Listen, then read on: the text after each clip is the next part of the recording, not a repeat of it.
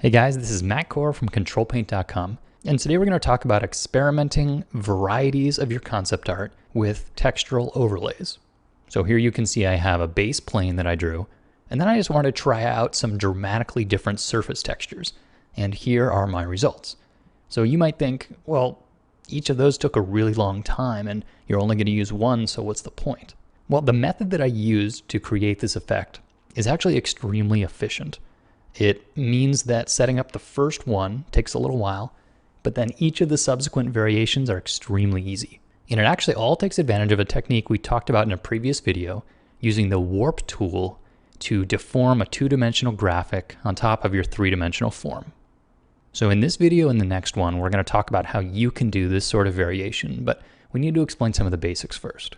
But as a quick reminder, if you look below the post, you'll find links for free brushes and worksheets, as well as in-depth premium series available in the Control Paint store.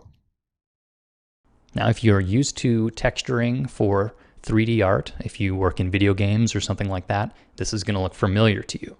Because what we're doing is essentially doing a texture mapping, in which a two-dimensional graphic gets projected on top of a three-dimensional shape. And then once you've set up that relationship, you can change the contents of the graphic, and the three-dimensional shape will update that change. Now, the main thing you might not have expected in this case is that we're going to be using smart objects inside of Photoshop. So let's take a look at this example to see why smart objects are important.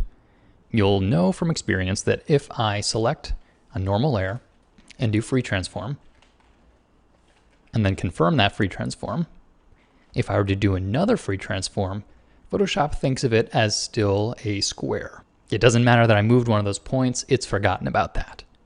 Well, let me convert this one on the left to be a smart object, and I'll perform the same operation.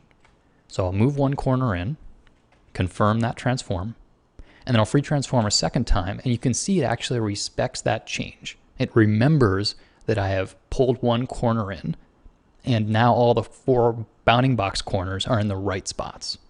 This also applies if I want to do a warp. And this is what we use to place those 2D decals on top of our illustration.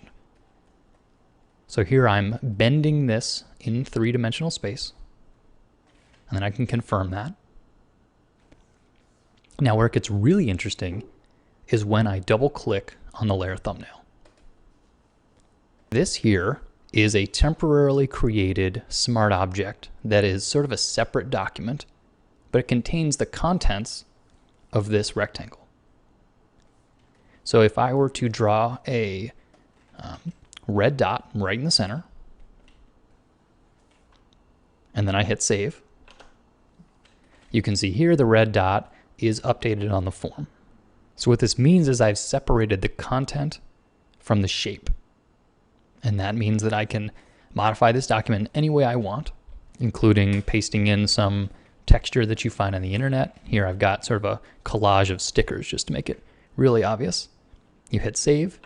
Doesn't matter how many layers you have here in your document. Here I have 3 layers, but it all gets converted down into this flat shape.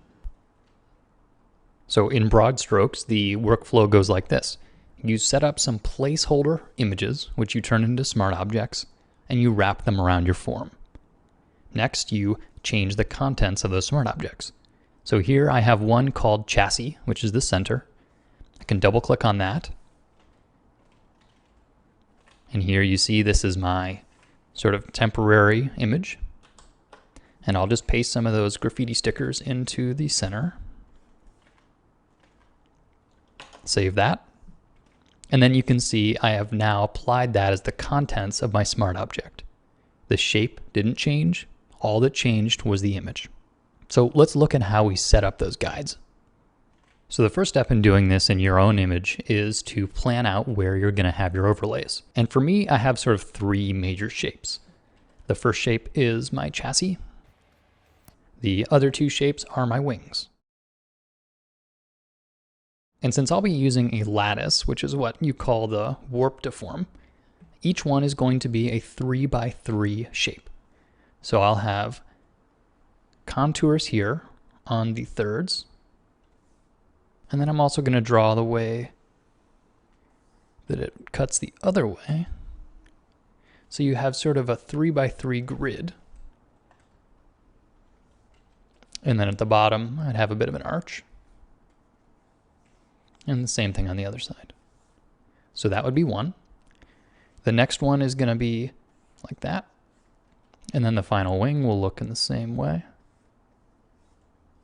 And these are not going to stay in my final image. They're just going to be guides for this next step in the process. But since this video is starting to run a little long, we're going to break this into 2 parts. And in the following video, we're going to make our placeholders, warp the images, convert those into smart objects, and then add some textures. So stay tuned for part 2. Thanks for coming to the site, guys.